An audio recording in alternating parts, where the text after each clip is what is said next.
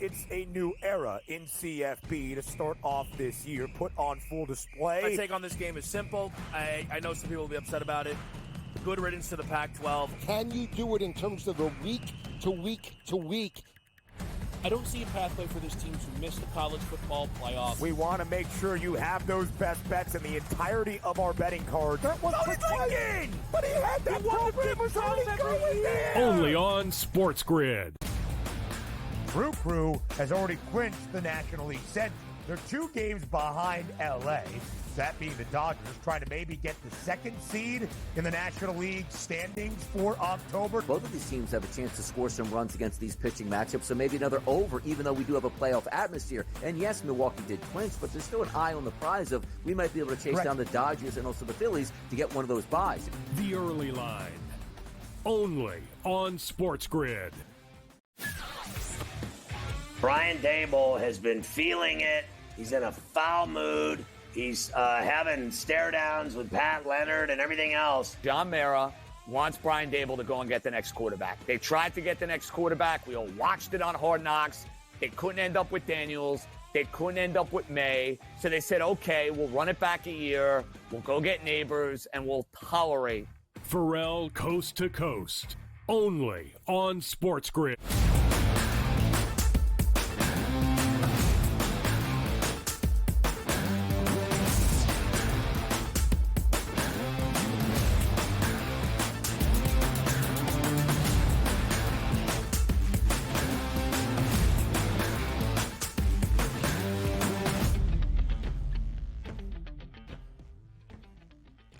Welcome back into the early line, kicking off hour number 2 here. Happy Hump Day. Dubs Anderson alongside Donnie Rightside, and we're talking all the big takeaways from Tuesday night out on the Diamond. It was a magnificent performance out at Minute Maid Park. If you're a Stros fan, the Houston Astros get it done 4-3 over Seattle.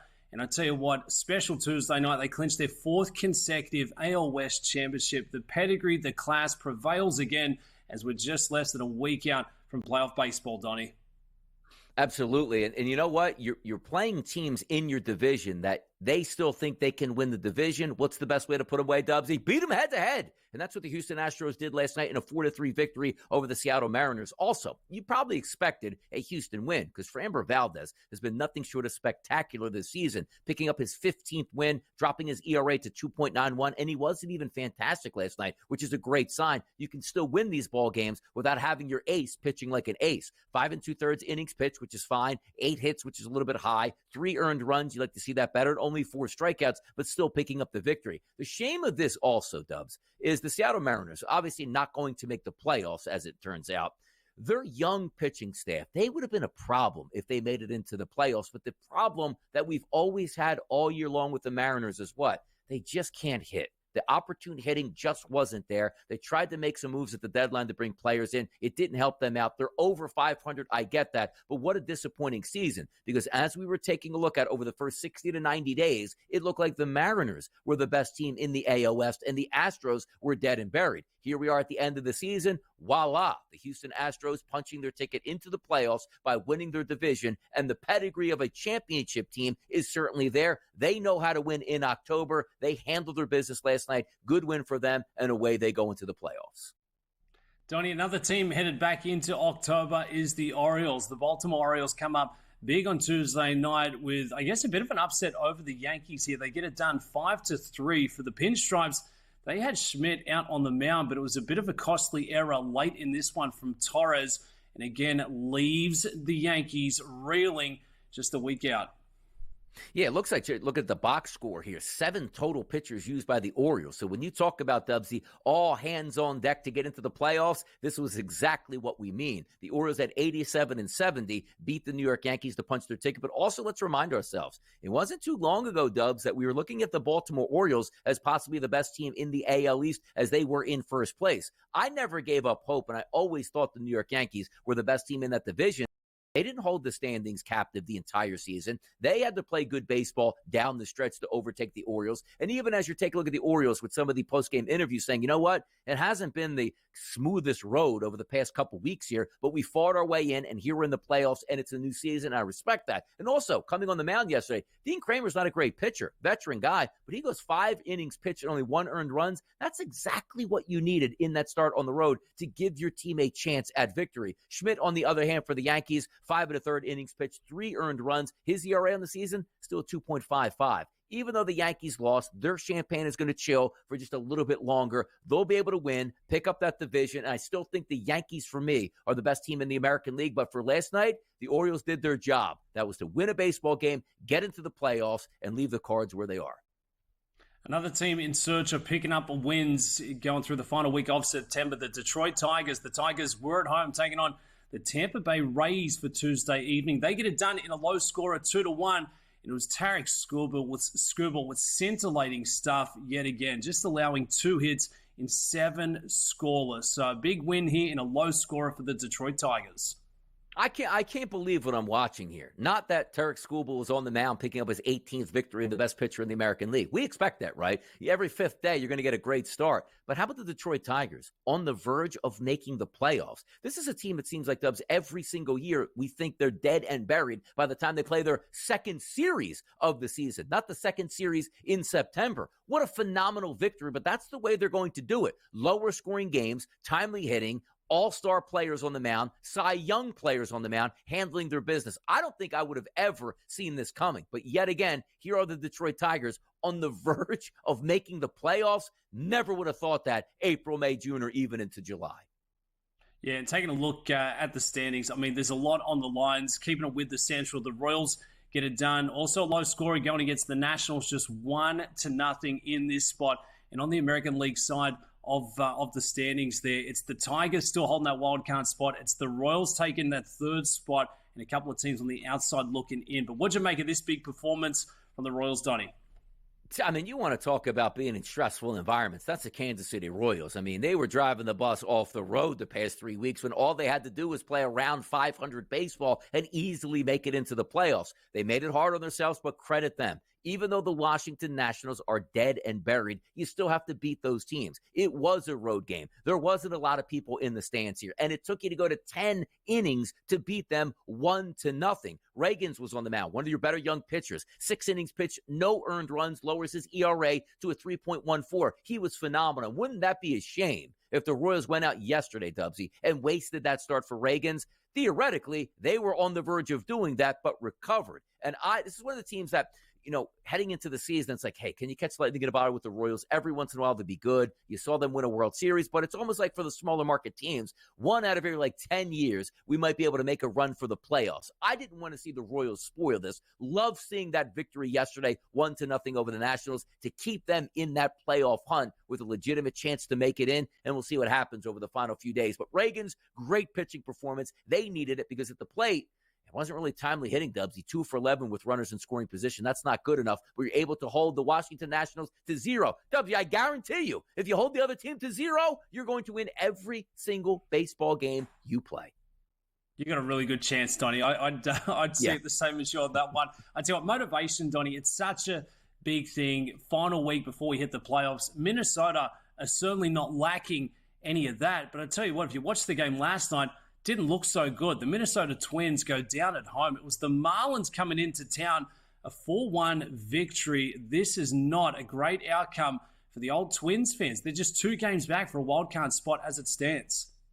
That's a brutal loss. I mean, Miami's a bad baseball team. They're in your building. You should be able to just say, you know what? Let me roll my batting helmet out onto the field and bring a bat with me, and we should be fine tonight. But you know what you can't do? Have Ryan Weathers on the road go 5 innings pitch and give up only 1 earned run. You know what else you can't do? Get down in the Major League Baseball game by 4 runs to start this right off the bat, and those bad vibes start to circle around the stadium. You didn't even get a bad pitching performance, per se, out of the bullpen for the Twins, but if you are the starting pitcher, and Ober's been decent this year. He does drop to 12-8, but he did have an ERA that was sub-4. 5 innings pitched, 4 earned runs. The bullpen comes in and tries to give you a chance, but the bats never woke up. Inexcusable for that loss by the Minnesota Twins yesterday against a dead Marlins team. And losses like that, Dubsy, could just keep you right out of the playoffs.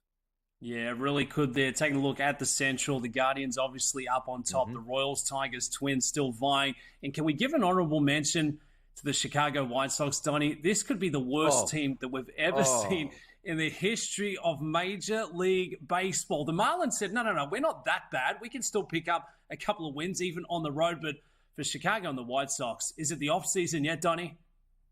It is the offseason, but I wonder if, Dubsy, they popped champagne bottles last night by picking up their 37th win of the season. This team is 37-120, and if you watch any of the highlights in typical White Sox fashion, you have that infield pop-up where four guys stand around and let the ball drop. But they actually pulled it out late. How about 3 runs in the bottom of the 8th inning to come back from a 2-0 deficit with a dead team, which I watched some of the highlights with the fans chanting, Dubsy, sell the team, sell the team. Just a tough season for both major league teams, Chicago Cubs and also the Chicago White Sox. But history here, they lost 120 games. That should be impossible to do here in this day and age in Major League Baseball. Yeah, truly special stuff. I thought the Oakland A's were bad last year. The White Sox have redefined what bad looks like in Major League Baseball. Taking a look, if the playoffs started today, the Tigers and the Stros would square off in the wildcard standings. The Royals taking on the Orioles. Winner would survive, advance to take on the Pinstripes. We're taking a quick break. We'll meet you back here on the other side for more on the early line.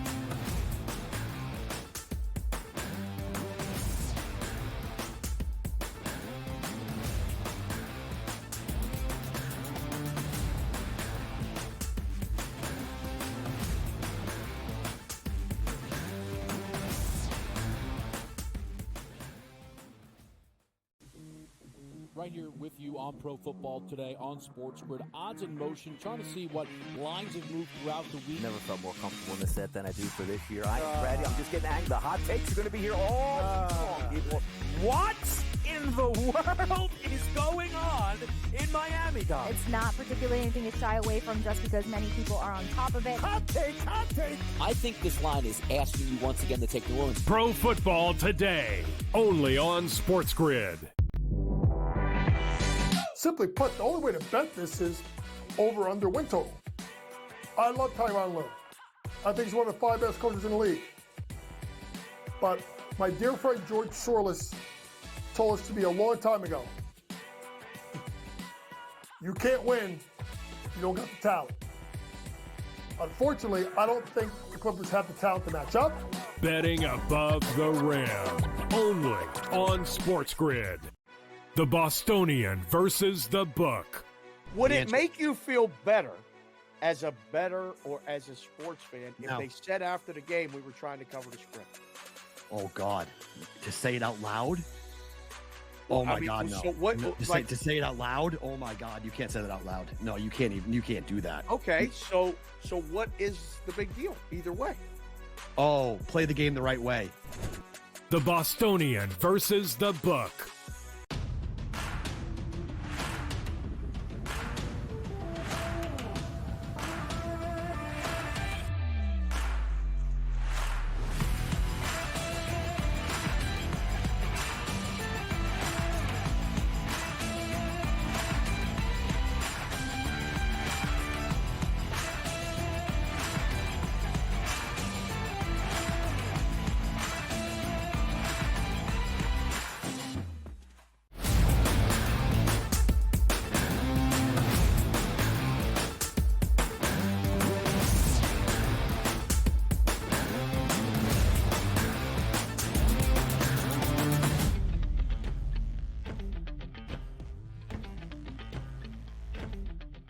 The American League here coming down the stretch. Who's going to take that number 1 overall seed? Who's going to win every division? Let's take a look at where we sit now, Dubsy, and also same thing we did with the National League. Let's start at the top of the standings. The New York Yankees are in first place by 5 games over the Baltimore Orioles. Champagne bottles not popped just yet. Maybe that happens in the Bronx tonight. The Cleveland Guardians, they clinched their division on their way to the playoffs. And as we saw last night, the Houston Astros popping bottles by clinching the division over the Seattle Mariners. So if we start with the Yankees and the Guardians and the Astros, the vibes heading into the playoffs for you, Dubsy, what are they?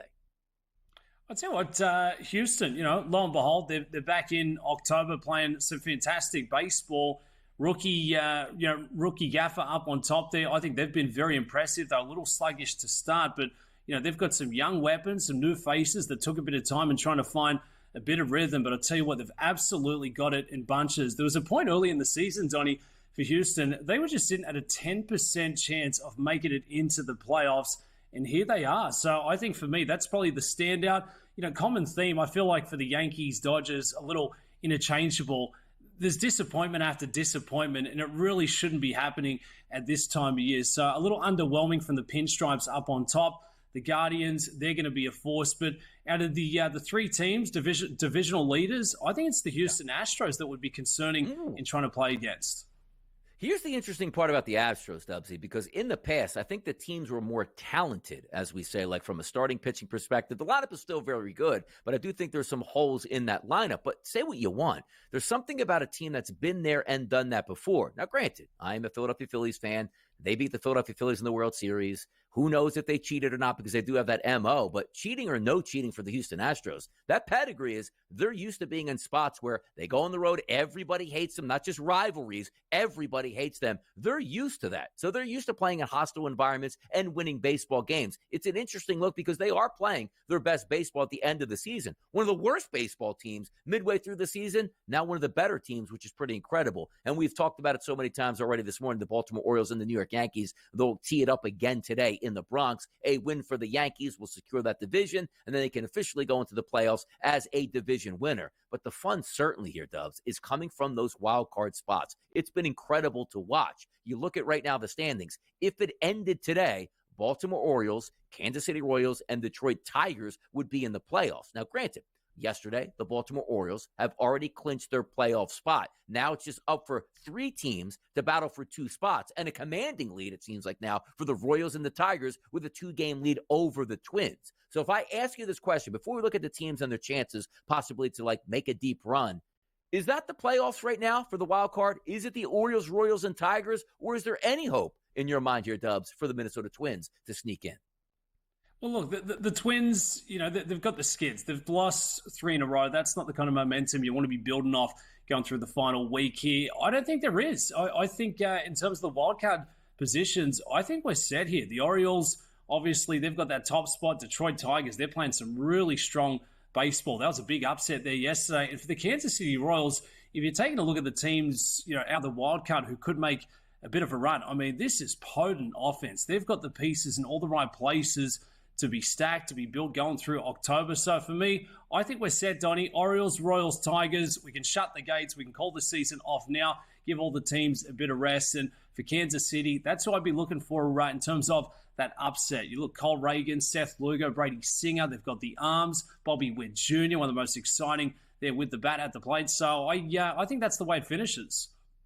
Tough scene here for the Twins, too. You take a look at 5 of their past 6 games were losses. They lost 2 games to Cleveland. They beat Boston. Then you had 2 straight games where you lost to Boston. Then you have coming home here against Miami and losing that game. But hear me out on this, which makes it so interesting. Once again, as I talk about, sometimes it's who you play at the end of the season. If you see good baseball teams like, oh, no, we have a final 3-game set with X team out here who's still trying to fight for that playoff spot. If you look at the remaining 5 games for the Twins, it's 2 more against Miami in your own building. You're supposed to win that series. Let's say they win those 2. Do you know who you end with at home? It's the Baltimore Orioles with 3 straight games, probably already trying to set their rotation up for early next week to get in. So theoretically, the Twins could win 5 in a row, but it's not like you could probably preach on that if it was like, hey, Donnie, 10 of 11 games, they're storming down the stretch. The Twins look fantastic. 5 winnable games left. How many wins can they pick up and be maybe the hottest team in baseball entering into the playoffs? They played so poorly that now we can't even look at the Miami series, Dubsy, as games that they might win at this point. But again,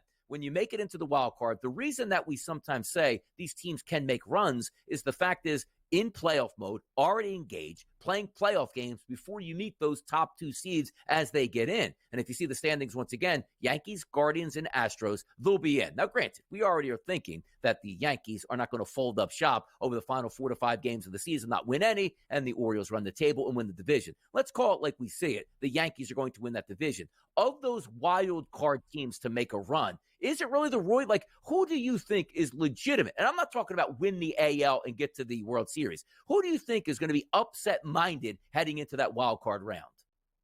I think it's the Royals, Donnie. You know, they've got the firepower. They've got the guys who want that smoke.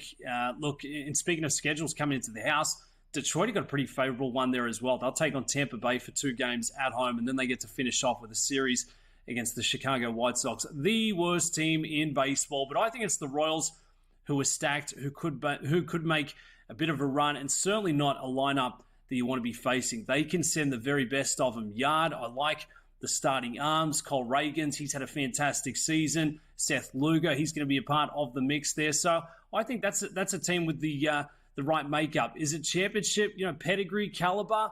Probably not yet, but a team I wouldn't want to face against going through October. By the way, the eliminated teams, too, because we always talk about the top wild card standings. Like, some teams you expected to miss the playoffs. The Chicago White Sox entering into the season, nobody had high expectations for them. I don't think anybody had expectations of 120-plus losses. The Los Angeles Angels, they're never a good baseball team. They lose Ohtani. They don't do much in free agency. Trout gets injured early. The expectations were low. The Oakland Athletics were actually surprised they won 68 games. They probably should have been the team that lost 120, but they played okay baseball. But look at the other 2 teams that have already been eliminated from the playoff race from the wild card numbers. The Texas Rangers, the World Series champions, disappointing 74-83. The Toronto Blue Jays, 73-85. Coming into the season, high aspirations, good pitching staff, good payroll, good hitting lineup, folded up like a cheap tent out there. More hot topics on the way, coming up next, right here on the Early Line.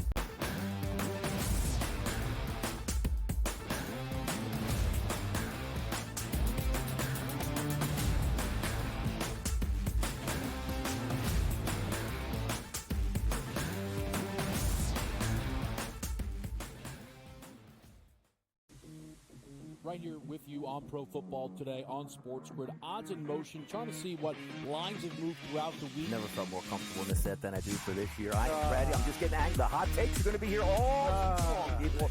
What in the world is going on in Miami, Dom? It's not particularly anything to shy away from just because many people are on top of it. Hot take, hot take. I think this line is asking you once again to take New Orleans. Pro Football Today, only on SportsGrid. Simply put, the only way to bet this is over-under win total. I love Tyronn Lue. I think he's one of the 5 best coaches in the league. But my dear friend George Sorless told us to me a long time ago, you can't win if you don't got the talent. Unfortunately, I don't think the Clippers have the talent to match up. Betting above the rim, only on SportsGrid. The Bostonian versus the book. Would it make you feel better as a bettor or as a sports fan if they said after the game we were trying to cover the spread? Oh, God. To say it out loud? Oh, my God, no. So what, no to say it out loud? Oh, my God. You can't say that out loud. No, you can't do that. Okay, so what is the big deal either way? Oh, play the game the right way. The Bostonian versus the book.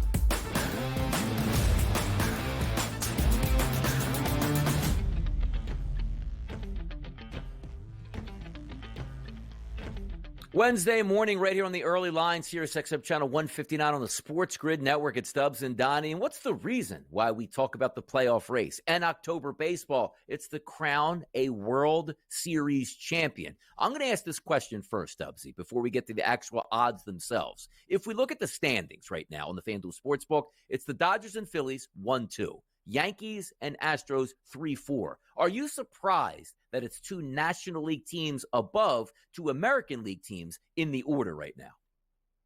No, not in particular, Donnie. I mean, the Dodgers, Ohtani. Let's just put Ohtani at the top market. I've been questioning this number all season long, but it remains very firm. The Dodgers are the team to beat. I think the Phillies are probably the most well balanced on both sides with the rotation and the lineup. So I think they're certainly rightfully in the top 2 betting choices. And for the Yankees, I mean, what have they done to prove them that they should be a top 2 betting choice? I know they've shown glimpses of it, but they've also shown us last night what they're truly capable of. So I think the odds makers are spot on with this one. And I feel like this board, the numbers tell us everything we need to know, Donnie. There is a lot of parity coming in to October. There's a good handful of teams who we think we know, but we really don't. And there's a couple of outsiders, looking in saying, hey, we could go and take this thing. So I think it's a really tough one in trying to handicap. But again, the Dodgers, common theme all season long as the team to beat. I haven't seen enough. I don't think there's value with that number, but I agree that they should be a top 2 choice in the market. The teams theoretically in the playoffs right now, if I want to start with them, Dodgers, Phillies, Yankees, Astros, Orioles, Padres, Guardians, and Brewers. Of those teams here, I look and say the top 2 pitching stats for me, and I'm talking top to bottom, starting rotation and bullpen combined. To me, Dubsy, it's the Phillies and it's the Padres here. And as we know, to win the regular season, yes, it's hard to do. Yes, you have to be better than everybody else. The Dodgers every night have a better roster than you, regardless of what it is. But in the playoffs, it is about how the pitching lines up. And I'm worried a little bit about that Dodgers front line starting staff. I'm not worried about the Phillies and or the San Diego Padres at this point. So if we do look at the odds board overall, the Dodgers, there was a lot of movement from last night into today. They were a plus 290 price yesterday to win the World Series, Dubsy. Today, they're listed at a plus 320 price, followed by the Phillies at a plus 420 price, then the Yankees at a plus 440. So let's start with those 3 teams, all within roughly $1 of each other. Dodgers, Phillies, and Yankees. From a price point perspective, Dubsy, which team would you go with right now? I think it's the Padres. They've certainly shown that they've got the depth. You look at the starting arms, I think they're well suited to make a bit of a tilt. The offense has been absolutely mashing there. And for the Dodgers, I think you're right, Donnie. It's going to be more about that 1-2 third punch, if you will, going through October. And I just don't think they've had it. Jack Flaherty has looked strong since coming across. Yamamoto looked big in his return. But who else are the Dodgers going to go to? Clayton Kershaw, Walker Buehler? I mean, sorry, but these boys don't give me a lot of trust here. Landon Knack, who we saw out there last night getting slapped around down there at Chavez Ravine. So I think it's probably the Padres who are well built to make a bit of a run, and that is certainly where the value looks to be. You highlighted a couple of the starting pitchers that they would send out there. Dylan Cease, Michael King, Yu Darvish. You've got Joey Musgrove, and the bats are starting to heat up. Manny Machado continues to play some of the best baseball we've seen, and so consistent as well. It feels like the Padres, they're built to go through the test, the rigmarole of a long series, and I think they've got the weapons to do it. Let's take a look at the National League, and teams that haven't clinched yet obviously will be the Braves and the Mets. If I give you a 27-1 price on the Braves and a 31-1 price on the Mets, who would you say, if they make the playoffs, has a better chance to win their opening series? Would it be the Braves or the Mets? I think it'd be the Braves. Impressive there. Schwellenbach again last night. You've got the likes of Chris Sale in terms of the bats there. They've got the offense. Ozuna was leading the charge last night. So not to be that guy and going against the Mets, but I think the Braves are sort of built for the big stage, especially at this time of year. They're playing some really good baseball. They're not going to back down from the bright lights or that big stage. For the Mets, not great at where we are just a week out from October. So for me, Donnie, as the value play, the value pickup going into October, I think it's the ATL. Let's do another quick value play here. The Royals and the Tigers both have yet to clinch to get into the playoffs. But if I gave you that same scenario, who has the better chance to advance, Royals or Tigers, in round number 1? The Royals. It's all about the Royals. Ooh. They've got the rotation. Ooh. They've got the bats. They've got the offense. Detroit, flowers where flowers are due, playing some really good baseball. They're going to get a wild card position. They're going to get it through to October. But I think Kansas City are built to go one further. I'll tell you what nobody wants to see. Tarek Skubal on the mound in game number 1 of a wild card round. Hot topics up next. You guessed it. You know what's happening? Pushing the panic button in Jacksonville. Buy or sell.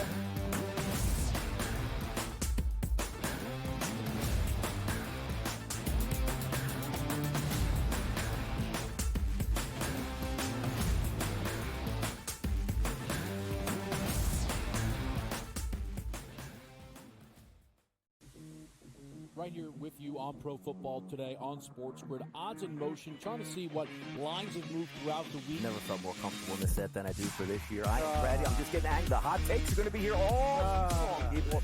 What in the world is going on in Miami, Dom? It's not particularly anything to shy away from just because many people are on top of it. Hot take. I think this line is asking you once again to take New Orleans. Pro Football Today, only on SportsGrid. Simply put, the only way to bet this is over/under win total. I love Tyronn Lue. I think he's one of the 5 best coaches in the league. But my dear friend George Sorless told us to me a long time ago, you can't win if you don't got the talent. Unfortunately, I don't think the Clippers have the talent to match up. Betting above the rim, only on SportsGrid. The Bostonian versus the book. Would it make you feel better as a bettor or as a sports fan if they said after the game we were trying to cover the spread? Oh, God. To say it out loud? Oh, my God, no. So what, to say it out loud? Oh, my God. You can't say that out loud. No, you can't do that. Okay, so what is the big deal either way? Oh, play the game the right way. The Bostonian versus the book.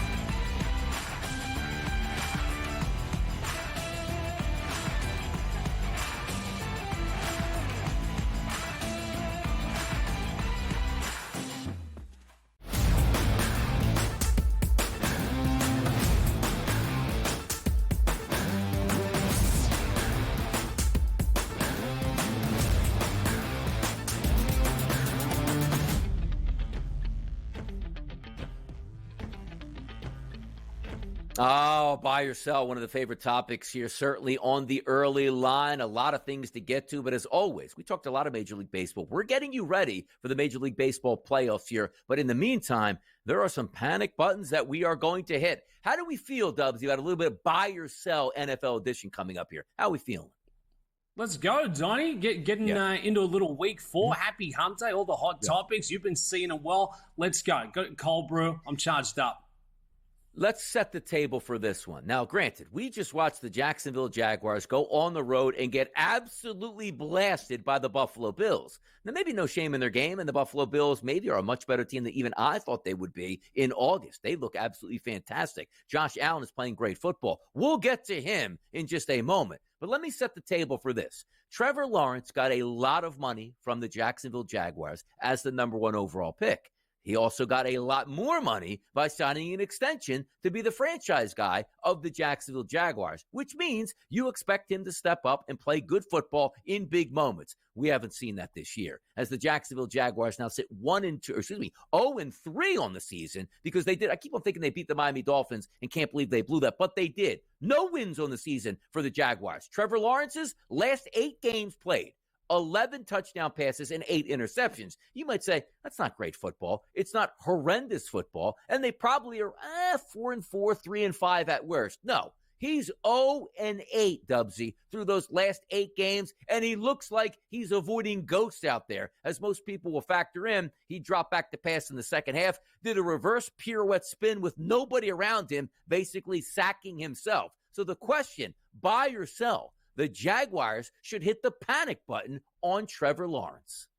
Buy. It is panic stations in Jacksonville. And for Trevor Lawrence, I mean, he's playing like Lawrence and Trevor that I play golf with on a Saturday afternoon down there at the club, Donnie. He has looked absolutely terrible. They finished last season, 5 of 6. They've gone winless through the first 3 games of this year. The play does not parallel with his skill set. We don't see any sort of leadership. He doesn't show any emotion, excitement in getting out there on the gridiron. This is not a play that wants that smoke. And he told us when he was coming into the league, Donnie, he said, this is not everything for me. I'm pretty good at it. I want to maximize every dollar I can in life. But we really haven't seen that play to match. I mean, he had 1 decent stretch since coming into the league. I don't think he's got a great head coach who can now nurture him in the right direction. I don't think he's ever had a good standing on that side of things. So absolutely, I do not like what I've seen from Jacksonville, notably with Trevor Lawrence. I mean, it's an embarrassment of riches of what he really has to work with. If you look at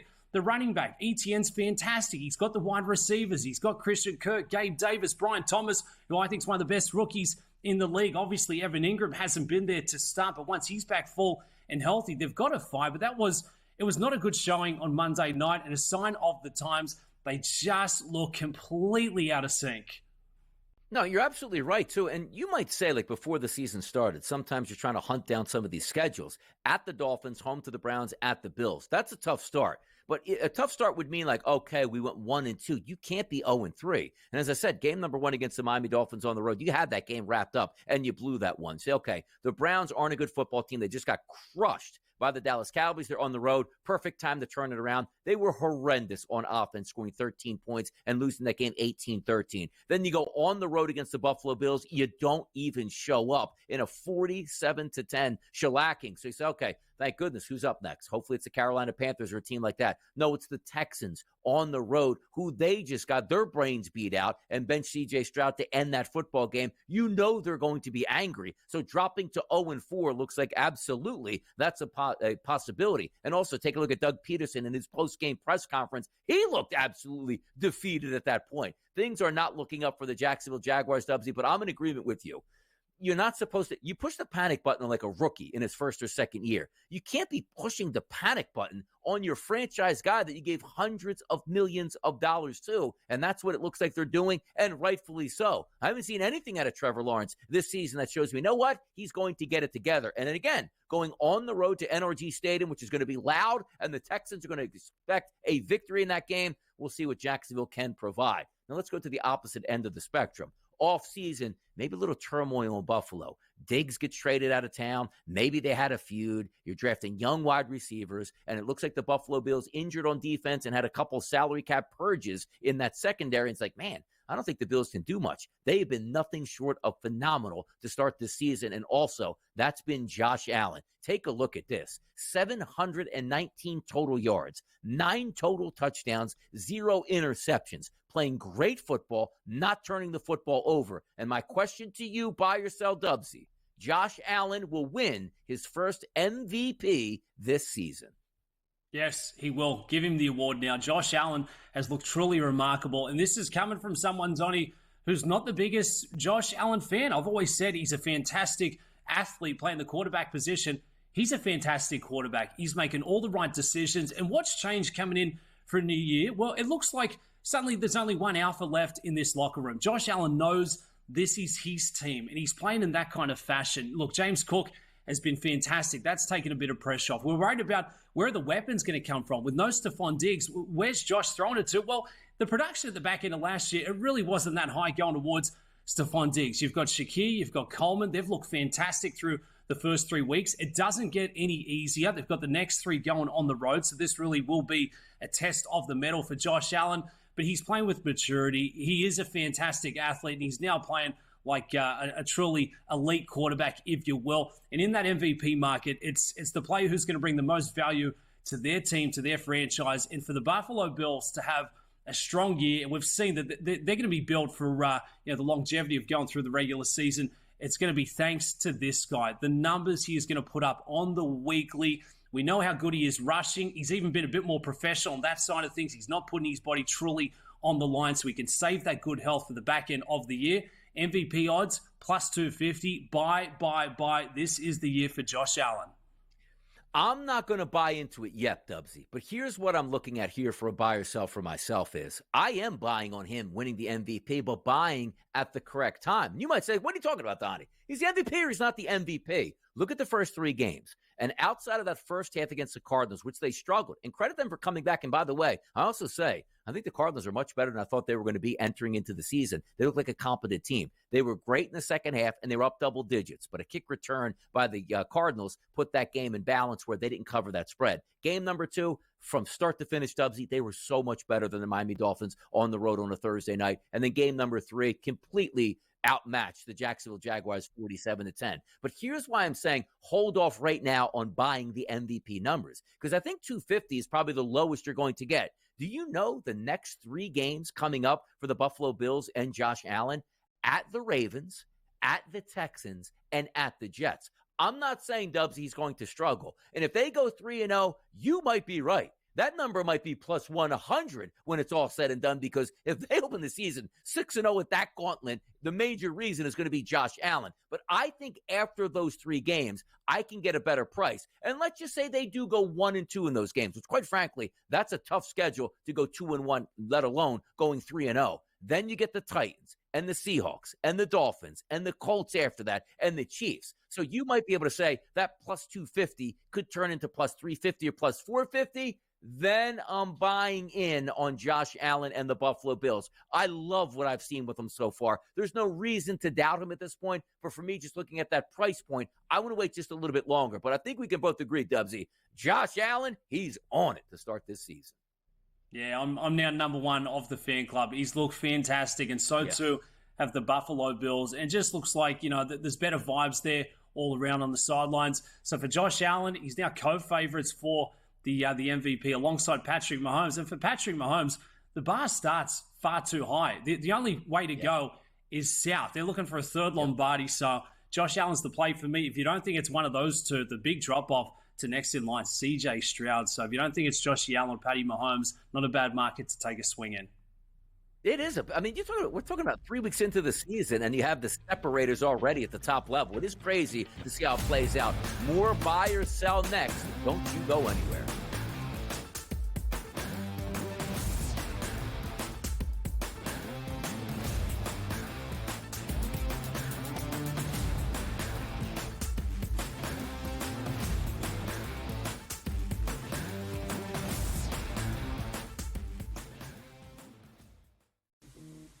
Right here with you on Pro Football Today on SportsGrid. Odds in motion, trying to see what lines have moved throughout the week. Never felt more comfortable in this set than I do for this year. Brady, I'm just getting angry. The hot takes are going to be here all people.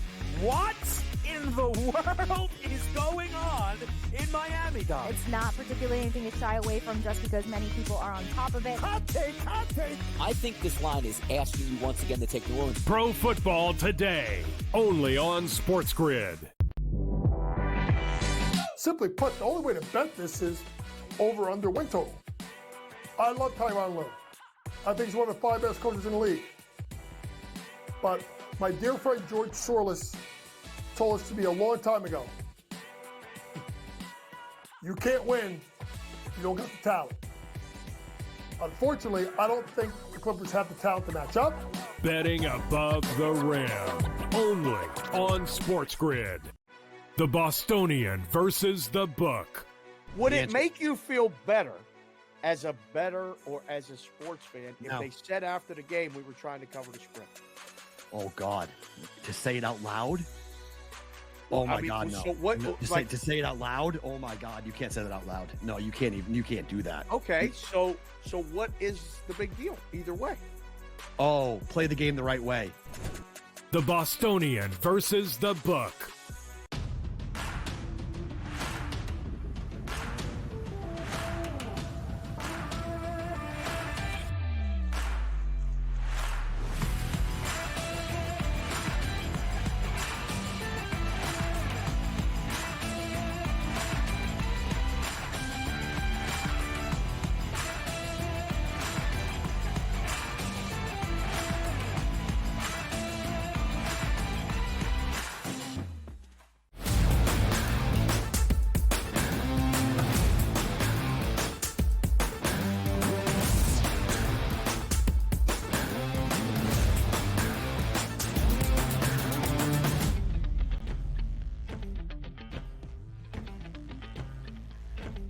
Yeah, starting 0-2 for your season, not a makeup that you can say, hey, we can come back and maybe make the playoffs at this point. Starting 0-3, even tougher to make the playoffs. You know what we're talking about right now, Dubsy? That's those Cincinnati Bengals. And if we look at the first 3 games on their schedule, you got to be kidding me. Opening day against the Patriots, you lose that game 16-10. You rebound in week number 2. You go on the road against the Chiefs. Looks like you're going to win. Then the penalty flags come out, and you end up losing on a late field goal, only to come home against the Washington Commanders with a rookie quarterback with your season on the line and get pummeled. I understand That game ended up, Dubsy, 38-33. It wasn't that close. Washington was the much, much better team. So now when we take a look at the Cincinnati Bengals, their win total to open the season, 10.5. You know where that sits now? 8.5. To make the playoffs, a heavy favorite at a -240 price, now sits at a dog price of +118. The AFC North to win that division came into the season at a +165. That plummets now down to a +340. The 0-3 Bengals, who I told you all offseason long were one of my fade teams in the NFL, I'm not so sure they make the playoffs. So, Dubsy, the question to you, hot or not, buy or sell, whatever you want to say, the Bengals will miss the playoffs this season. No, I'm selling this one, Donnie. Wow. They're going to be the first team since 2018, the Houston Texans, 0-3. They're going to punch the tickets to the playoffs. How could they not? They've got Macaulay Culkin. I mean, Joe Burrow at quarterback. Donnie, if we turn it back to the start of the year and you told me there's a team 3-0 in the division and there's a team 0-3, I would have said it's the Bengals up on top and it's the Steelers as your cellar dwellers. Not so. But here's the case for Joe Burrow and the Bengals. I tell you what, they've got to figure things out. Well, Zach Taylor, he's getting the road here. The schedule looks to get a lot easier going through the next 4, 5, 6 weeks. They take on the Panthers here in week 4 going on the road. They get the Ravens back in their building. Then it's the Giants, Browns, Eagles, and Raiders. I think they could pick up 4 wins out of the next 5. And you might be saying, Dubsy, what are you talking about? What have you seen? Well, the offense is looking better. I know they're never in that game on Monday night, but they're starting to get those reps in. Jamar Chase missed a lot of the preseason, so there's always been a bit of rust there. They're trying to figure out that run game. They've got to get into the fight a little earlier to set that table, fear the run. Cincinnati have not had that going through the first few weeks. I think this is a get-right spot going against the Panthers. They could build a bit of momentum off this one. So I'm going to say Joe Burrow, he's special. The Bengals getting set for a special kind of run, Donnie.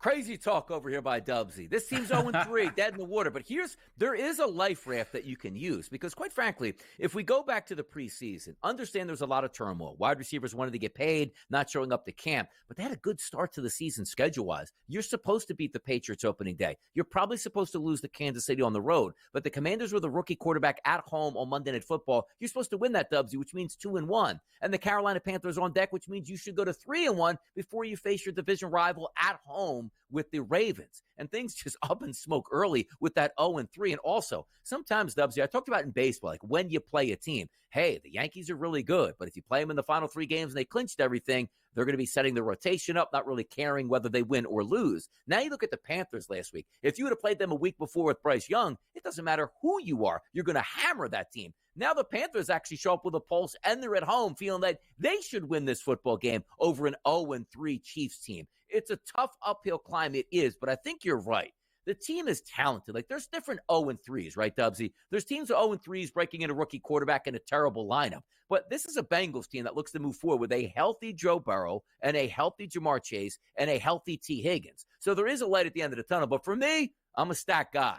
Buy or sell? I'm selling this football team right now. I don't think they make the playoffs, which goes back on my stance on the offseason.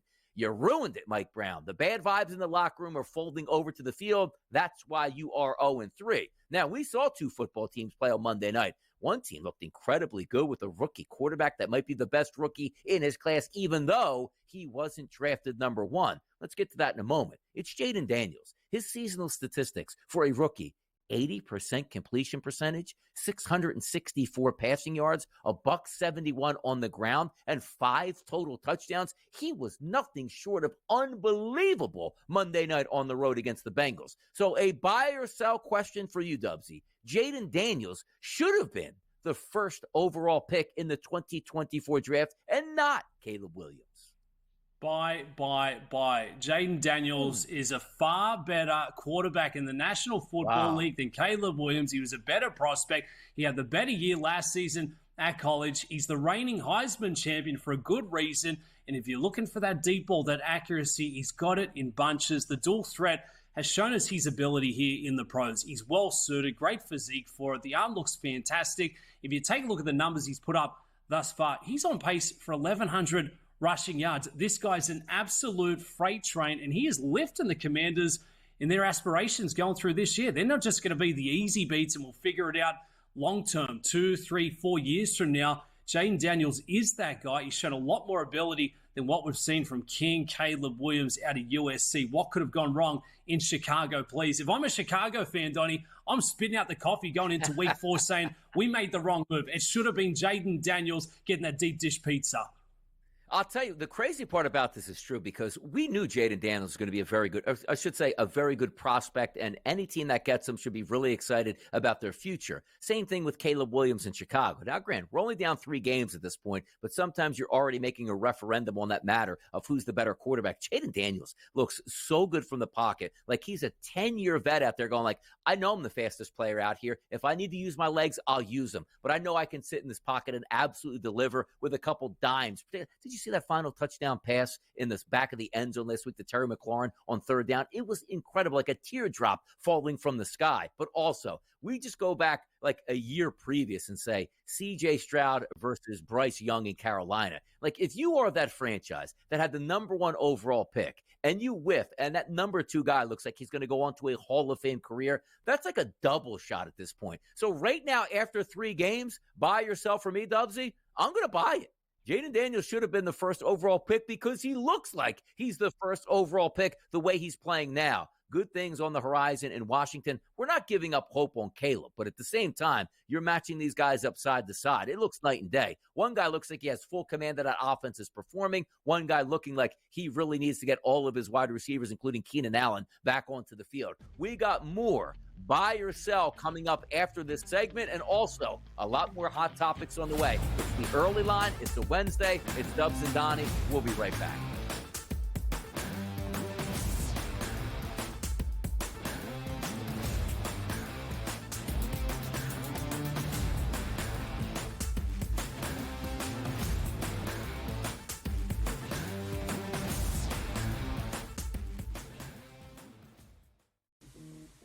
Right here with you on Pro Football Today on SportsGrid. Odds in motion, trying to see what lines have moved throughout the week. Never felt more comfortable in this set than I do for this year. Brady, I'm just getting angry. The hot takes are going to be here all long, people. What in the world is going on in Miami, Dom? It's not particularly anything to shy away from just because many people are on top of it. Hot take, hot take. I think this line is asking you once again to take New Orleans. Pro Football Today, only on SportsGrid. Simply put, the only way to bet this is over-under win total. I love Tyronn Lue. I think he's one of the 5 best coaches in the league. But my dear friend George Sorless told us to me a long time ago, you can't win if you don't got the talent. Unfortunately, I don't think the Clippers have the talent to match up. Betting above the rim, only on SportsGrid. The Bostonian versus the Book. Would it make you feel better as a bettor or as a sports fan if they said after the game we were trying to cover the spread? Oh, God. To say it out loud? Oh, my God, no. So what, to say it out loud? Oh, my God. You can't say that out loud. No, you can't do that. Okay, so what is the big deal either way? Oh, play the game the right way. The Bostonian versus the Book.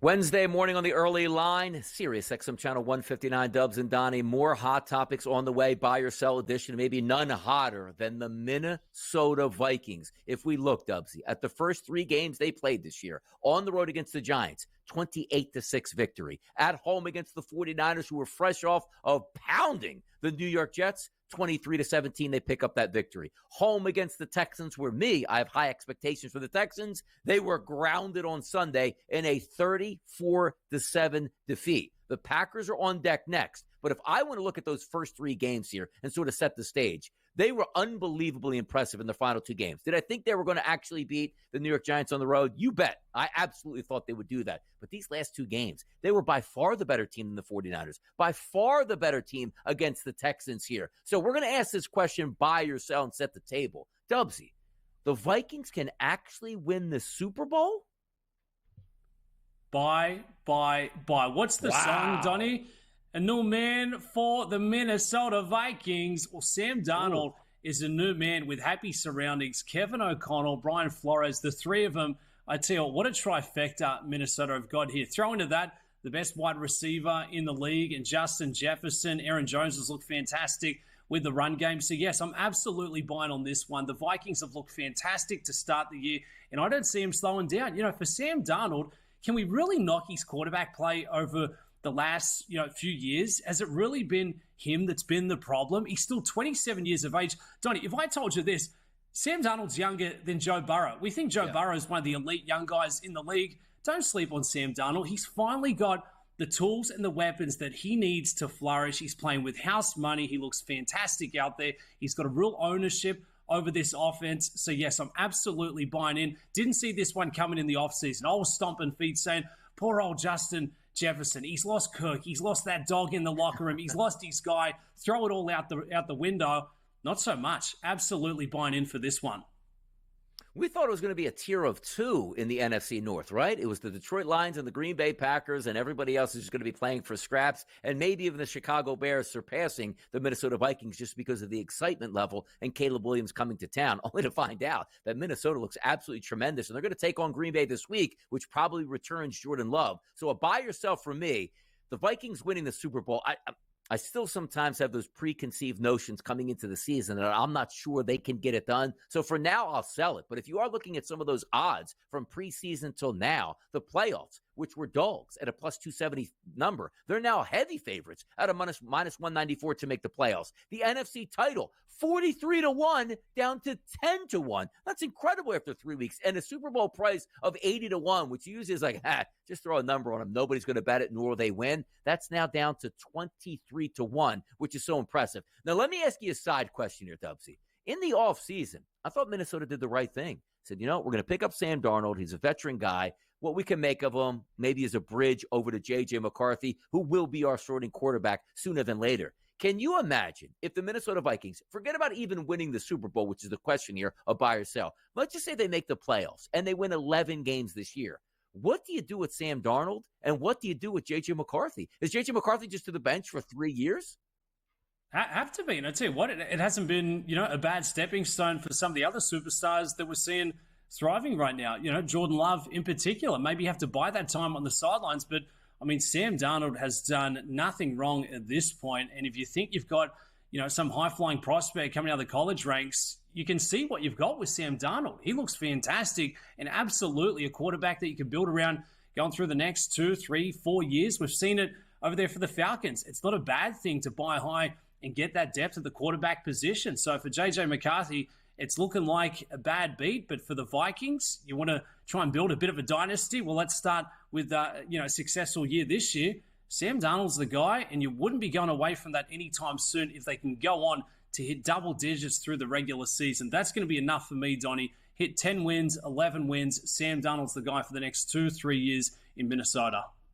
Absolutely impressive. And also keep in mind, the same way I talk about the Buffalo Bills, so impressive to start, but boy, does it really start to get tough over the next couple weeks. It does also here for the Minnesota Vikings, but when we say just starting to get tough, the last 2 weeks were tough. 49ers and Texans back-to-back, that's tough. Now they go on the road to Lambeau Field and take on the Green Bay Packers, followed by the Jets and the Lions. We'll know a lot about it, maybe 2 to 3 weeks, asking the same questions if we do believe that the Minnesota Vikings can actually win the Super Bowl. It's incredible that we're talking week number 3. They look like the best defense out there in the NFL, coupled with a very good offense moving forward. That's actually really, really impressive. Now, Hour number 3 is about to come up here. More hot or not topics coming up. Buying and selling, baby. We're trading out here in these streets. Don't go anywhere. It's Dubs and Donnie, radio on the early line, Sirius XM channel 159.